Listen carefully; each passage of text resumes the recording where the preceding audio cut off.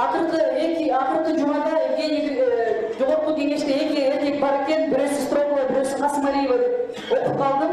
Мен сыймыктанам Строкова менен ошол экөөбүз эркек болгонубузга. Себеби дегенде ушунчалык оор күндөр болду.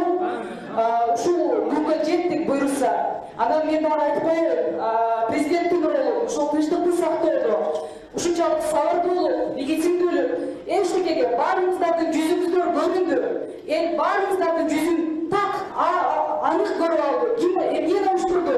Бийлик үчүн эмнеге гана барбайт?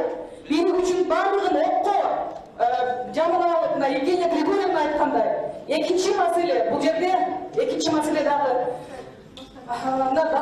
мени 3 күндөн бери коркутуу, үйүңө келип өртөп кетебиз. Сени талкалайбыз, сени зорлуктайбыз деген. Урматтуу премьер-министр Садыр Жапаровдун тарапташтары, Садыр Жапаров премьер